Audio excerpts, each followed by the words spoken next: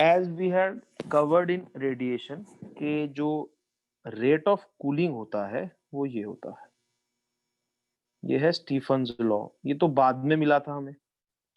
अब जो Newton uncle हैं, न्यूटन अंकल बहुत तेज थे। न्यूटन अंकल क्या करते थे ना, जुगाड़ लगाते थे के हिसाब से एक्सपेरिमेंट्स करते थे और फिर थ्योरी बनाते थे। तो न्यूटन हाइपोथेसाइज्ड के rate of cooling is proportional to T minus T S की पावर 1। इसको बोलते हैं Newton law of cooling. Newton ने कहा कि मुझे ऐसा लगता है कि कोई बॉडी का ठंडे होने का जो रेट है, it depends upon the temperature of the body minus the temperature of the surrounding whole की पावर 1। ही हाइपोथाइज दिस, ठीक है ना। और उन्होंने फिर इस हिसाब से ये लॉ बना दिया, is equal to K T minus T S, where K is some constant. ठीक है, कोई भी कांस्टेंट हो सकता है, इसको प्लीज कंडक्टिविटी से मत जोड़ना, कोई कांस्टेंट है। फिर उन्होंने क्या किया, डिफरेंशिएशन इंटीग्रेशन तो भाई साहब की खुद की इन्वेंशन थी, हमें पता है। फिर उन्होंने टी को टी के साथ ले गए, छोटे टी को छोटे टी के साथ ले गए और कर दिया integrate. Time goes from 0 to T, temperature goes from T initial to T final. ठीक। फिर इन्होंने इसका, अब आपको पता है इसका इंटीग्रेशन लॉग होगा जी, बोलो क्लास, याद है ना। T minus T S linear function divide by 1 T का कोफिशिएंट। लिमिट्स क्या आएंगी, टी इनिशियल से टी फाइनल। मैं जो माइनस है उधर लेकर जा रहा हूँ। बोलो यार, ये याद आ रहा है ना integration, 1 upon a x Yes, plus sir. B का with respect to Yes, d sir. X. I hope all of you remember, ये था Yes, sir. इंटीग्रेशन, है ना, ये रूल के हिसाब से। तो फिर उन्होंने इसको इंटीग्रेट किया और फिर लिमिट लगा दी। अब तो लॉग लॉग भी खेलना आता है आपको। ये आ गया, टी एस सराउंडिंग का temperature is equal to minus k T. इससे ये आ गया T final minus T S upon T initial minus T S is equal to e की पावर माइनस के टी। ठीक है ना। So this is, then he drew a graph. इसका उन्होंने ग्राफ बनाया। बहुत ही ज्यादा जुगाड़ू अंकल थे ये। Temperature versus time graph. मान लीजिए ये कोई बॉडी है, टेम्परेचर टी आई है, बाहर का सराउंडिंग का टेम्परेचर टी एस है। तो उन्होंने जब ग्राफ बनाया तो ये पाया, ये ग्राफ आता है, धीरे धीरे धीरे धीरे बॉडी और सराउंडिंग्स का टेम्परेचर एक हो जाएगा। ये तो हमें पता ही है हमारे एक्सपीरियंस से। कोई चाय की प्याली हम रख दें, ठीक है, तो थोड़ी देर बाद धीरे धीरे धीरे ठंडी होती होती उसका टेम्परेचर और रूम टेम्परेचर सेम हो जाएगा। I hope we know that equilibrium पे अटेन हो जाएगा। बोलो यार। Yes, sir. Yes, sir. तो नाउ न्यूटन अंकल जी ने क्या कहा, न्यूटन अंकल जी ने कहा यार ये जो कर्व है ना, इतना सा, इसको ना ऑलमोस्ट स्ट्रेट लाइन मान लो। क्या मान लो, स्ट्रेट लाइन। और एस्टिमेट किया उन्होंने, जो छोटा सा थोड़ा सा ड्रॉप इन टेम्परेचर होगा वो हम किससे निकाल सकते हैं, हम ये इसको स्ट्रेट लाइन मान के निकाल सकते हैं। तो उन्होंने इस पूरे ही लॉ को, खुद के ही लॉ को, this is the exact solution. ये क्या है, एग्जैक्ट सॉल्यूशन है न्यूटन्स लॉ ऑफ कूलिंग का। अब सुनो, न्यूटन्स लॉ ऑफ कूलिंग खुद एक जुगाड़ है। पहली बात तो एक जुगाड़ का एक सॉल्यूशन है, उसमें फिर उन्होंने अंकल जी ने जुगाड़ लगा दिया। उन्होंने क्या जुगाड़ लगाया, उन्होंने कहा भाई देखो ऐसा है, ये होता है के times T minus T S, यही होता है। उन्होंने कहा मान लो एक बॉडी का इनिशियल टेम्परेचर टी इनिशियल था, से टी फाइनल हो गया, सराउंडिंग्स का टेम्परेचर टी एस था। ठीक, टेम्परेचर सराउंडिंग्स का और टाइम लगा टी। तो उन्होंने कहा कि देखो टेम्परेचर कितना गिरा, T initial minus T final upon T, left hand side को ये लिख दिया। ये आपको पता है ना, small change upon small change होता है, उन्होंने net change upon net time लिख दिया। काइंड ऑफ एवरेज हो गया ये। बोलो, इंस्टेंटेनियस को एवरेज के बराबर ले लिया, जुगाड़ लगाया उन्होंने। इज इक्वल टू के माइनस टी एस। अब टी की जगह क्या लें, बॉडी का टेम्परेचर पहले ये था, अब ये है, तो यहां पर उन्होंने कहा ये ले लो, दिस इज द जुगाड़, अप्रोक्सीमेट लॉ। ये है अप्रोक्स लॉ। ठीक है ना, एक अप्रोक्सीमेट लॉ की अप्रोक्सीमेशन, और ये अप्रोक्सीमेट लॉ, ये एग्जैक्ट न्यूटन लॉ है। इज इट ओके, फंडा समझ आया। वही क्वेश्चन कब यूज करनी है, वो सिर्फ अकेडमिकली यूज करनी है। हमारे सिलेबस में कौन सी क्वेश्चन यूज करनी है, वो यूज करनी है। जैसे कि समझो, एक चाय की प्याली का टेम्परेचर था 60 से हो गया 50 इन 5 मिनट्स। क्वेश्चन समझना, ठीक है ना। अ कप ऑफ टी, पूरी अंग्रेजी तो मैं बाद में लिखवा दूंगा। A cup of tea, are you able to listen to me? हाँ जी, जिंदा हो? Yes, sir. Yes, sir. Yes, sir. Yes, sir. पता नहीं चलता जी, जीवन मरण का तुम्हारा पता नहीं चलता। सर कल वैसे आइडियाज आ रहे थे कि टहल लेते हैं क्या कर पीटीएम से लेते? पहले। टहल लेते हैं? टहल लेते हैं मतलब? मतलब पीटीएम से पहले आइडियाज आ रहे थे, आज बिल्डिंग से कूदते हैं या कुछ नस वस हैं? काट ली जाए हे भगवान! Oh भाई my ये देखो, God. ये I don't endorse to this stupid ideas. अगर ऐसे ही आइडिया पे थप्पड़ी खा लो, इससे अच्छा तो मम्मी पापा का इतना कितनी जोर के मार देंगे। हद है। ना ना ना, ऐसी गंदी बात नहीं करनी। जब भी, मैं तो ये देखा है, जब भी पिटाई होने वाली हो ना, तो 2-3 गलत काम और कर दो। जैसे सपोज मम्मी ने आइसक्रीम खाने से मना किया और ठंड चल रही है, ठीक है Yes. ना, पता है हाँ, पीटीएम आने अब तो वाला, पता ही पिटाई है होनी है, खाना है। 2-3 आइसक्रीम खा लो। आइसक्रीम भी खा लो। अब पिटाई कितनी मार लेंगे वो, 1-2 ही तो मारेंगे लपड़, सारे 5-6 क्राइम के कम सजा में काम चल जाएगा। सजा तो मिलनी ही है। So this should be the attitude. तो अगर आपको लगे ना घर वालों के तेवर बिगड़ रहे हैं, ये मारेंगे मुझे अब, तो एक क्राइम क्यों, सौदा सही करो ना। लपड़ तो ये 2-3 मार लेंगे, 3 मार लेंगे, इससे ज्यादा तो मार नहीं पाएंगे। उसके बाद तो उन्हें भी शर्म आएगी, कितने बड़े बच्चे को थोड़ी मारेंगे। तो क्राइम बढ़ा लेते हैं। So in the end you win. This was my strategy, but it never, I never used to win, because मैं भूल जाता था। घर वाले याद भी रखेंगे, फिर 3-4 दिन तक मारेंगे। तो देख लेना। तो क्वेश्चन समझते, छोड़ो यार। A cup of tea cools from 60 degree Celsius to 50 degree Celsius in outside temperature, जैसे अब चल रहा है मान लो 20 डिग्री सेल्सियस, ठीक है ना, 20 degree Celsius in surroundings of 20 degree Celsius, ठीक। How in how much time, in how much time will it cool from 40 to 30? ये क्वेश्चन आपके पास आएगा। तो 60 से 50 कूल होने में कितना टाइम लगा था? कूल्स फ्रॉम, अच्छा वो तो लिखा ही नहीं, इन 5 minutes. A cup of tea cools from 60 degrees Celsius to 50 degrees Celsius in 5 minutes when the surrounding temperature is 20 degrees Celsius. In how much time will it cool from 40 to 30? पहले मुझे logic से बताओ, 40 से 30 में ज्यादा time लगना चाहिए कि कम लगना चाहिए? लॉजिक से बताना। ज्यादा टाइम लगना चाहिए ज्यादा। Yes, कि sir. टेम्परेचर डिफरेंस घट गया है। टेम्परेचर डिफरेंस ज्यादा, अगर मैं ज्यादा गर्म हूं तो मैं लूज भी ज्यादा करूंगा, ठंडा हूं तो लूज भी कम करूंगा। तो जैसे जैसे चाय की पहले ठंडी होती जाएगी, उसके कूल होने का दर कम होती रहेगी। Are you able to understand this? Yes. Logic है। सर अब सराउंडिंग टेम्परेचर 20 लेना है। हाँ, वो तो फिक्स ही है ना बेटा, वही वही चाय की पहली है, सेम ही है। Okay sir. अब केस 1 में क्या हुआ? 60 से 50 गए 5 मिनट में, सराउंडिंग का टेम्परेचर था 20। केस 2 में क्या हुआ? 40 से 30 गए, टाइम पता नहीं, टाइम टी डैश ले लो, और सराउंडिंग का टेम्परेचर कितना था? 20। जी. अब एग्जैक्ट लॉ नहीं लगाना है, अप्रोक्सीमेट लॉ लगाना है। कोई कहेगा नहीं, हमने वही लगाना है, याद रखना। तो temperature difference upon time is equal to K some constant into average. इन दोनों की एवरेज 55 आएगा, -20। बोलो यार, एवरेज 55 आ रहा है ना? ये देखो ना, यहाँ पर एवरेज था। Can you understand? T average. इसी तरह यहाँ पर करते हैं। Temperature fall upon time taken is equal to के इंटू एवरेज। एवरेज कितनी I class? 35 -20। Are you getting it class? K की वैल्यू दोनों Yes, जगह sir. से इक्वेट कर दूं। यहाँ पे सर के यहाँ की वैल्यू पे कितनी आ रही सेल्सियस है? में लेना है. हाँ, डिफरेंस ही तो है। डिफरेंस में सेल्सियस हो या केल्विन हो, आई थिंक फर्क नहीं पड़ता। नहीं sir time Yes, units sir. में ही लेना है, आई मीन लेने दो, सेकंड्स में. दोनों जगह मिनट में आ जाएगा। ओके आपने सर. सेकंड सेकंड खेलना, खेल लो, कोई दिक्कत नहीं है। तो आ जाएगा 350/30, 35/3 मिनट्स आ जाएगा। हाँ जी, आ गया आंसर। Yes, sir. हाँ ठीक है भाई, ज्यादा टाइम लगा, बिल्कुल सही है। तो ये है अप्रोक्सीमेट लॉ। अब इसको समझाएं क्या?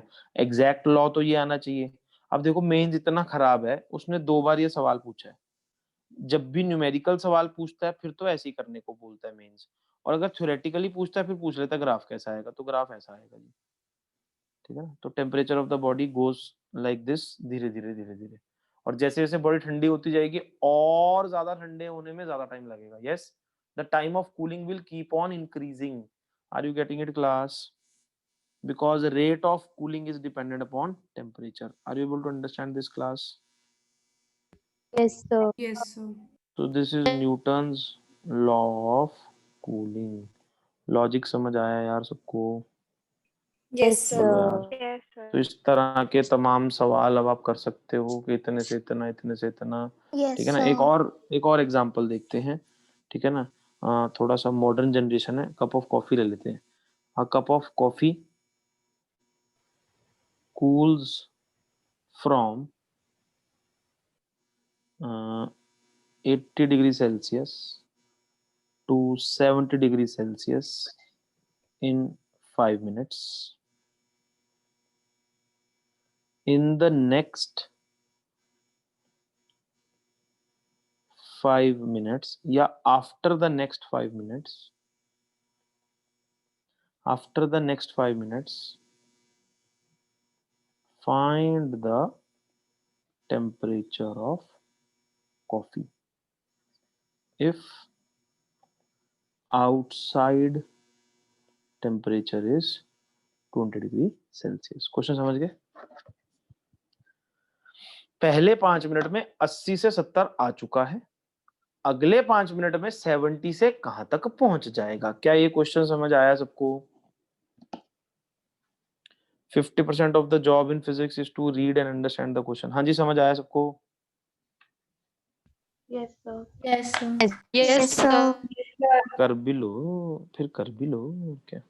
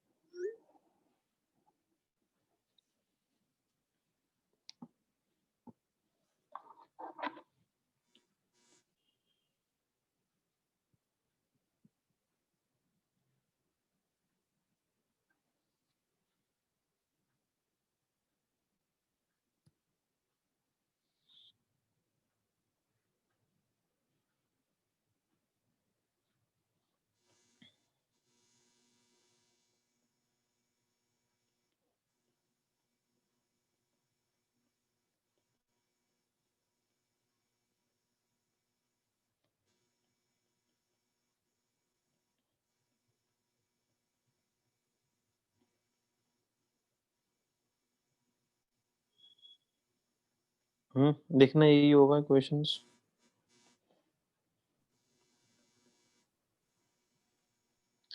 अरे बोलिए class. Yes, Sir, sir. 82x in 10 minutes ए की की वैल्यू 1/70 आ जाएगी, यहाँ पे पुट कर देते हैं। तो 70 minus x by 5 is equal to 1/70 into 70 plus x minus 40/2 आ जाएगा। और अब खेल लो थोड़ा सा, ये आ जाएगा इतना। Sir, कि 1/70 2/55 होगा सर। 55 आएगा। 2/55. क्या कह रहे हो? 1/110 आ रहा है क्या? 2 ओके, divided by 2/55. 2/55 आ रहा। ओके, मैंने मल्टीप्लाई कर दिया, वो भी गलत। हाँ ठीक है, 2/55 आएगा। सही सही सही सही, गुड, ये आ जाएगा। Excuse me, sir. हाँ जी बोलो। Sir, हम केस 2 में 80 degree Celsius to x in 10 minutes नहीं ले सकते? क्या कह रहे हैं? हाँ 80 to x in 10, हाँ वो भी कर सकते हो, सेम ही आंसर आएगा। Okay sir. सेम आंसर आ जाएगा, x ही आ जाएगा। थोड़ा सा एक्चुअली अप्रोक्सीमेशन है ना, क्योंकि थोड़ा सा हल्का सा एरर आ सकता, एरर क्या मतलब, हल्का सा चेंज आएगा। तो दोनों ही आंसर सही होंगे क्योंकि अप्रोक्सीमेट है वो। Okay, sir. हाँ जी, ये आ रहा है। Yes, sir. Yes, sir. Yes, तो sir. अप्रोक्सीमेटली 61 62 डिग्री सेल्सियस आ रहा है। Yes, sir. 62। 61. ठीक है ना। तो देखो, पहले 5 मिनट में 10 गिर गया, अगले 5 मिनट में 8 गिरा। कम गिरा ना टेम्परेचर, क्योंकि समझ पा रहे हैं ना, क्योंकि जैसे जैसे चाय ठंडी होती जाएगी, ठंडे होने का दर और स्लो होते जाएगा। I hope you are able to understand what I am trying to say. The rate of temperature fall is decreasing as the temperature is decreasing. Yes, Yes, sir. बोलो क्लास। Yes, sir. ठीक है ना। Newton's law ने ये कहा, अगर कोई भी बॉडी को आप Yes, sir. सराउंडिंग्स में रख देते हो, उसका रेट ऑफ हीट या rate of cooling depends upon the difference of the temperature of the body and its surroundings. Does it also mean, according to Newton's law, according to Newton's law, rate of heat loss is also proportional to T minus Ts? नहीं, obvious है। अगर rate of cooling T minus Ts के proportional है, तो rate of heat Yes. Loss भी T minus Ts के proportional है। बोलो यार। Yes, sir. ठीक। अब इसी के बेसिस पे एक सवाल देखते हैं। ये याद रखना है, लॉजिक है, लॉजिक ऑब्वियस है। If Newton's law of cooling, question देख रहे हैं हम, is assumed to be valid, हमने मान लिया कि इसकी वैलिडिटी है। ठीक।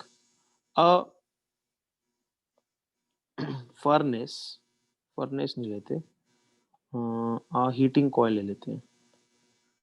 अ heating coil is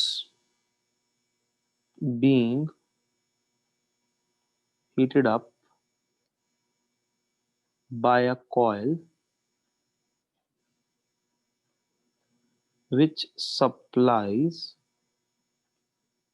constant heat at 50 watts। समझिए इसका मतलब क्या, 50 वॉट्स, 50 जूल्स पर सेकंड की गर्मी मिलती जा रही है, मिलती जा रही है, मिलती जा रही है, मिलती जा रही है। बोलो यार। Yes, sir. Heating bag, bag लिख लेते हैं ना। आजकल वो बैग आते हैं ना गर्म करने वाले, जिसके अंदर हाथ डल जाता है। हीटिंग बैग है, उसके अंदर कॉइल है, 50 वॉट की हीट आती जा रही है। ठीक है ना। The surroundings are at 20 degree Celsius. It is observed that the bag attains a temperature of 40 degrees Celsius at equilibrium। ठीक। फाइंड द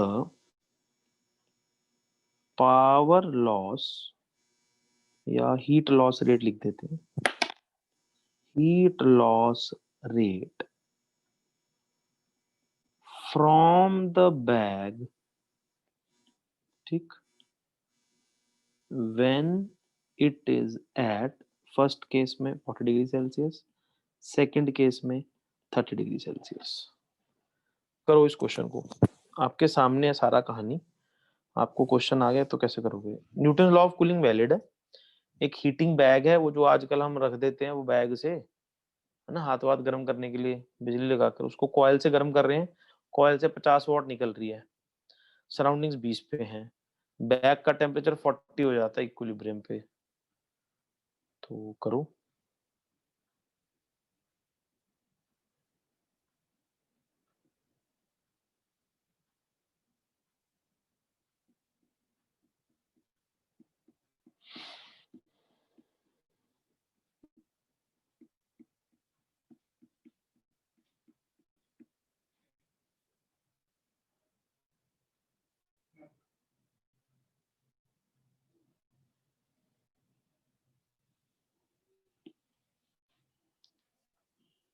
क्वेश्चन समझ आ गया सबको? हाँ जी class. Yes, sir. Yes, sir. तो ये बैग है, इसको 50 वॉट हीट मिल रही है और ये कुछ लूज कर रहा है ना, this is the power lost. हाँ जी, तो what is the net power, what is the net power bag के पास? 50 माइनस पी लॉस्ट, बोलो। Yes. 50 मिली, पी लॉस उसने कर दी। क्या this is the rate of heating? एक तरह से ये जो हीट है 50 मिली, थोड़ी सी लूज कर दी, बाकी से मैं गर्म हो जाऊंगा। बोलो यार। Yes, sir. ठीक है, अब हमने ये देखा कि 40 डिग्री सेल्सियस पे इक्विलिब्रियम आ जाता है, सराउंडिंग्स का टेम्परेचर 20 है, तो 40 पे अगर 50 मिल रहा है तो 50 ही जा रहा होगा, Yes, sir. ऑब्वियस है। Yes. At equilibrium P lost 50 हो जाएगा, क्योंकि भाई जो आ रहा है वो जा रहा है। इक्विलिब्रियम का मतलब तो ये होता है स्टेडी स्टेट आ गई है, आना जाना बराबर हो जाता है। I hope this is clear to everyone. Yes, sir. Sorry. ठीक, अब अगर न्यूटन लॉ वैलिड है तो power loss should be proportional to T minus T S, या यूं कहें कि power loss should be equal to some constant into T minus T S. तो 50 वॉट इस समय जो लॉस हो रहा है ये होना चाहिए, तो इससे के पता चल जाएगा अपने को, 50 बाय 20.5 आ गया। जब बॉडी का टेम्परेचर 30 होगा, बी पार्ट, ए पार्ट तो क्लियर हो गया, बी पार्ट में बाहर का टेम्परेचर 20 है, तो power loss should be equal to के इंटू 30 माइनस 20, तो के तो पता ही चल गया, 2.5 इंटू 10, 25 वॉट आ जाएगा। बोलो क्वेश्चन समझ आया? आई थिंक इस क्वेश्चन से काफी कुछ क्लैरिटी मिल जाती है न्यूटन लॉ कहना क्या चाह रहा है। एक बॉडी को हीट मिल रही है और जा रही है, इक्विलिब्रियम पे आना इक्वल टू जाना हो जाएगा, ठीक है। जाना जो होता है न्यूटन जी ने कहा it should be proportional to delta T, ठीक है जी। डेल्टा टी लगाकर हमने के निकाल लिया, सम कांस्टेंट। फिर अगली बार उसी के को यूज करके किसी भी टाइम पे हम रेट ऑफ हीट लॉस निकाल सकते हैं। Is this clear to everyone? Yes, sir. हाँ जी, क्वेश्चन समझ आ गया सबको? इसको बोलते हैं न्यूटन लॉ का थोड़ा सा मुश्किल सवाल है, बट मुझे पता है आपके लिए कुछ भी नहीं है, बहुत सिंपल Sir, सवाल है, 30 डिग्री लॉजिक से। सेल्सियस पे इक्विलिब्रियम नहीं है? नहीं, इक्विलिब्रियम तो 40 पे है ना, Okay. इक्विलिब्रियम तो 40 पे, 30 पे कैसे इक्विलिब्रियम होगा? तो 30 पे तो अभी और गर्म होना है, तो ले 50 रही हूँ, दे 25 रही है जो हमारी बॉटल है, तो वो गर्म हो रही है ना अभी तो अगर गर्म हो रही है Yes, तो sir. इक्विलिब्रियम नहीं है, सही तो है। समझ आया? अब हम देखते हैं validity of Newton's law of cooling. ठीक है, अब हमें तो ये पता था कि जो रेट ऑफ कूलिंग होता है वो ये था,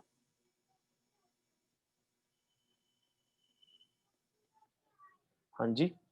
अगर मैं ये बोलूं कि जो टेम्परेचर ऑफ द बॉडी है वो Ts प्लस डेल्टा टी है, अब मान लो सराउंडिंग का टेम्परेचर 20 डिग्री सेल्सियस है, इसको केल्विन में लिखोगे क्या आएगा? 293 केल्विन आएगा, केल्विन में अगर लिखोगे। Yes sir. हाँ जी, अब मान लो आपकी बॉडी 20-25 डिग्री सेल्सियस और ज्यादा गर्म है, मेरी बात समझ पा रहे हो? मतलब मान लो आपकी बॉडी का टेम्परेचर 50 डिग्री सेल्सियस है, तो केल्विन में कितना हो गया? वो 343 केल्विन हो गया। जो डिफरेंस है, डिफरेंस जो है वो कितना है? 30 डिग्री सेल्सियस है ना, बोलो, अरे बोलो, डिफरेंस 30 डिग्री सेल्सियस है। Yes, sir. Can you see delta T by T S काफी छोटा है 1 से, 0.0 कुछ आएगा, 30 बाय 300 हो गया यार, 0.1। हाँ जी, yes sir.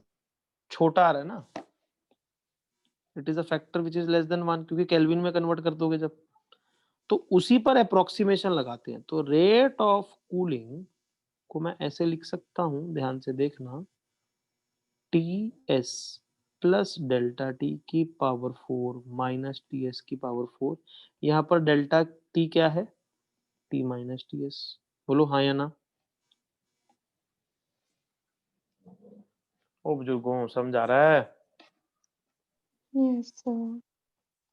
Delta T by T S को लेस देन 1 ले लेंगे तो अप्रोक्सीमेशन लगा सकते हो, आपको सबको पता है sigma e a by m s. T S की पावर 4 कॉमन ले लो, क्या ये 1 plus delta T by T S की पावर 4 माइनस 1 आ जाएगा? सब लोग समझ पा रहे हो?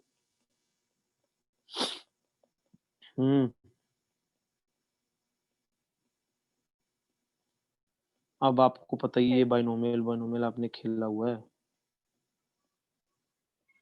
तो कर करा के क्या आ जाएगा?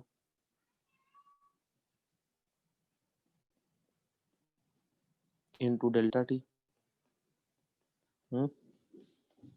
तो नहीं आ गया, minus delta T is proportional to delta T, नहीं आ गया? देखो तो सही तो है।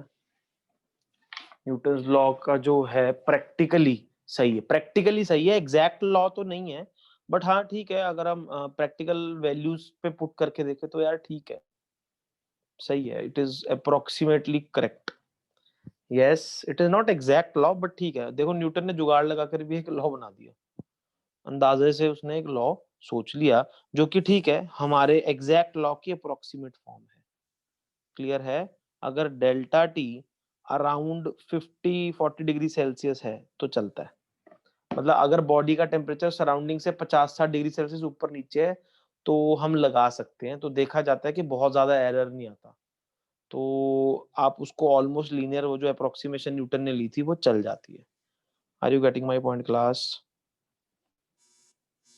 Yes, Yes. sir. Yes, So sir. this works Yes. for delta t approximately 50 degree Celsius. कभी कोई पूछ ले कि न्यूटन लॉ में जो k है उसकी क्या एग्जैक्ट वैल्यू है, ये हो गया वो k, समझ गए ना? आप देख सकते हो ना, ये बॉडी और सराउंडिंग्स पर डिपेंडेंट है। अगर सेम बॉडी और सेम सराउंडिंग्स है तो ये कांस्टेंट रहेगा। Yes, Yes, sir. तो हमने वही तो किया था ना, दोनों केस में k को सेम कर दिया था भाई, सेम बॉडी सेम सराउंडिंग है तो k तो सेम ही रहेगा। यस, क्लियर हुआ सबको ये concept? Newton's law of Yes, cooling sir. सबको Yes, समझ sir. आया?